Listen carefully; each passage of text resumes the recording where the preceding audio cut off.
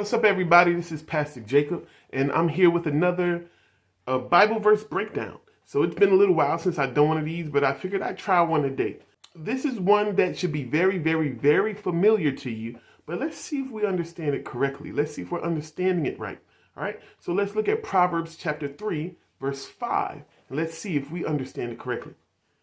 And it says, "Trust in the Lord with all your heart, and lean not on your own understanding." So, is this scripture, is it actually telling us not to use our understanding? Because what does it mean not to lean on our own understanding? What does that mean? So, as you know, always I preach context, context, context.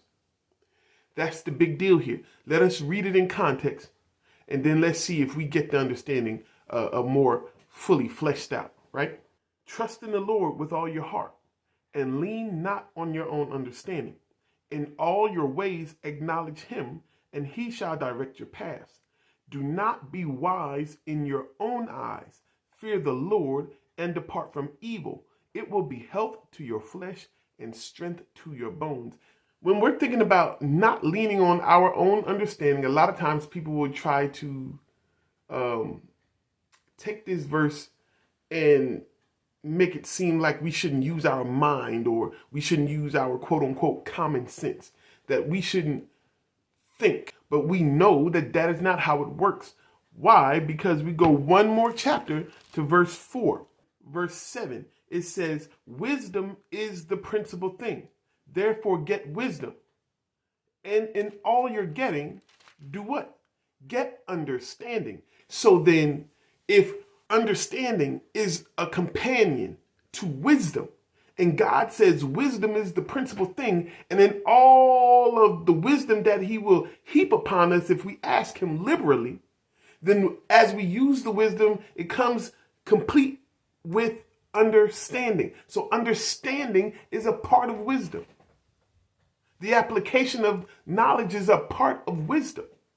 So go back to chapter 3, verse 5. It is not telling us not to use our understanding, not to use our mental faculties.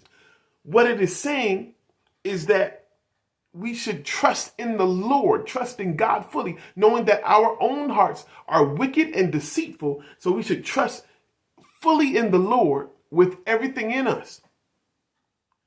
And do not lean on our own understanding. Do not lean on our own understanding. What that is saying is do not rely on your own understanding, meaning that you are possibly wrong. You could get it wrong. God will never get it wrong. God always has the right answer. So don't lean on your understanding, because you might only see one aspect of a thing where God sees the different facets of it. He sees the beginning from the end.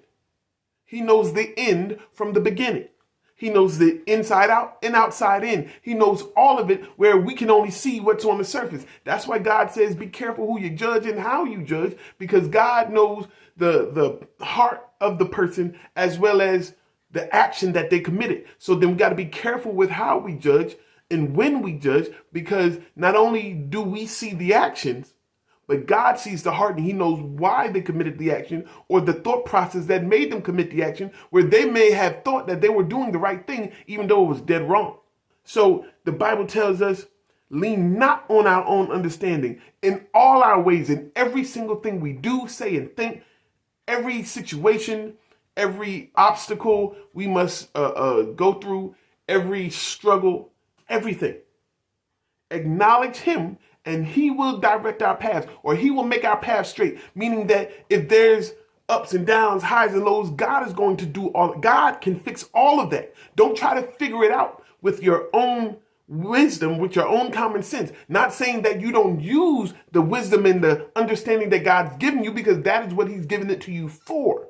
However, when we come to a block in the road, when we come to something that we cannot manage or we do not understand with our human intellect, that we can't rise above, when we cannot figure it out, don't try to push past it with your limited understanding, with your limited sight, with your limited knowledge. Give it to God and understand that He knows what's best. That even when we face these problems, which we might think with our human eye and human intellect that this is an insurmountable odd, God has a bird's eye view. He has a view from heaven that sees all of this stuff, and He has it figured out already. The mountains that we face are only molehills in God's sight. So then we don't lean on our limited mental capacities.